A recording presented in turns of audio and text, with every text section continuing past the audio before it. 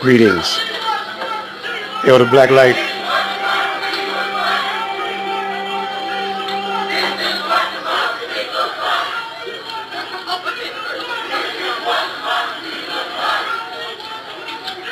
I told you I was going to play the King Alfred playing.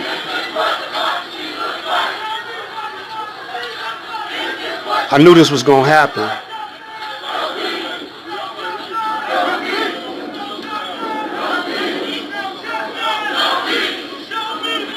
I believe this murder of Tyrese was orchestrated by the CIA.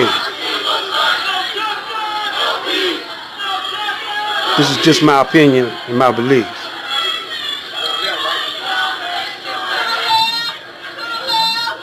Tyrese, if you see this video, I don't want to show it. Ain't no reason for it. And these people that's protesting, they probably don't even live in Texas. They're probably way far away.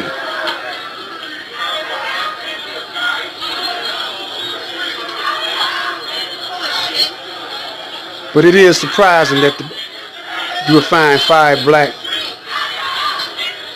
police beating a brother that way, murdering a brother like that. Before you report, know what you're reporting. Before you report, know what you're reporting on the news. Not telling lies. Before you start reporting the news, know what you're reporting. Stop telling lies. Fuck you,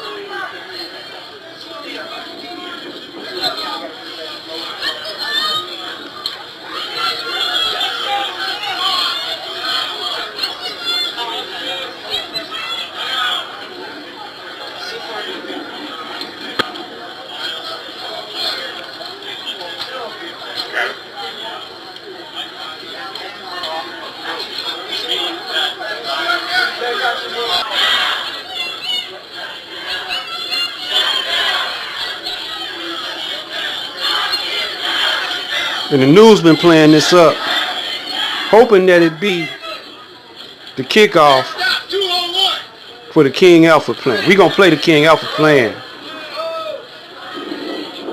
This goes back a long way back. A lot of you wasn't even born when they started putting together the King Alfred plan.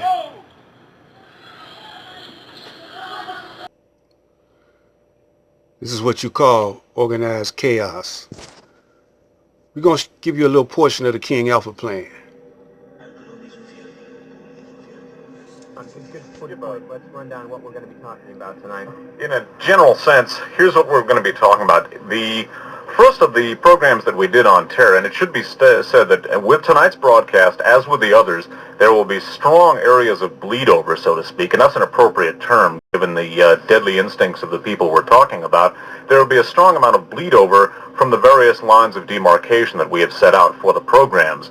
Although the first part of our series was on the drug connections, the next 3 on the terror connections. In fact, the drug and terror connections are inseparable. We're distinguishing between them primarily for conceptual purposes because the working capital from the narcotics traffic engaged in by the members of our intelligence community, whom the Christic Institute have termed the secret team, has provided the working capital for the various machinations and skullduggery, which will occupy a large part of has occupied most of our attention in the 3 parts we've dealt with on terror.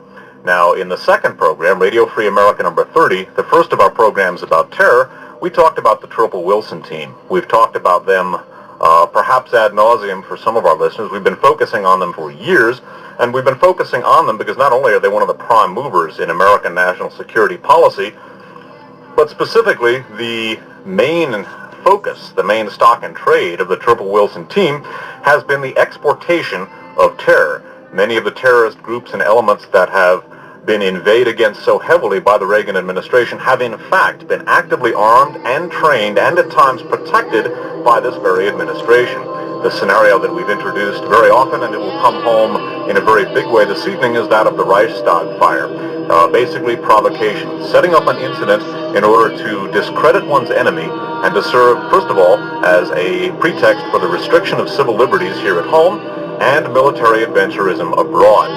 One might take a look at our growing naval presence in the Persian Gulf to attest to how effective a policy that can be when properly executed. Now, the second, we left off with the Triple Wilson team in Radio Free America number 30. In our last program, Radio Free America number 31, we began focusing on the systematic use of terror as a strategic instrument by the elements of the secret team. We focused on what appears to have been a destabilization of the Carter regime almost from the very beginning. The Carter administration made a number of changes which were not pleasing to various members of the secret team. They withdrew their financial support from the mullahs in Iran. Previously, the CIA had paid $400 million annual subsidy to the religious leaders in Iran to keep them off of the Shah's back. Members of the secret team were heavily involved with the security for the Shah. In addition, one of the people looming large in the background, namely Henry Kissinger, and his scion, in a sense, his financial scion, David Rockefeller, were very much involved with the Shah's economic situation. The Shah banked his enormous oil profits with Chase Manhattan Bank. We took a look at such things as the the apparent deep-sixing of the hostage. First of all, actually, we took a look, first of all, at what appeared to have been attempts to get the hostage crisis into effect in the first place. The bad advice given Jimmy Carter by David Rockefeller and Henry Kissinger to bring the Shah to the country in the first place. It was well known that this would produce the hostage crisis. We then took a look at attempts, apparently successful attempts, to sabotage the attempt to rescue the hostages in April of 1980. We then took a look at a deal cut to avoid what the Reagan team, or an apparent deal, I should say, cut to avoid what the Reagan team viewed as a possible October surprise, namely some sort of stratagem by Jimmy Carter in October of 1980 which would have gotten the hostages freed and thereby assured his re-election. It appears that members of the secret team, which were to move on into the Reagan administration, committed treason and deliberately negotiated with America's enemies in order to sabotage the political fortunes of the Carter administration. Sound familiar? We left off the broadcast last time by taking a look at a contingency plan to set up martial law in the United States. This particular plan was known as Rex 84 and would have been put into effect during a number of possible scenarios. The possibility of a racial uprising in the United States, the possibility of widespread resistance to a foreign invasion in the United States, or the occurrence, one should say, or the arrival of large-scale terrorism in the United States.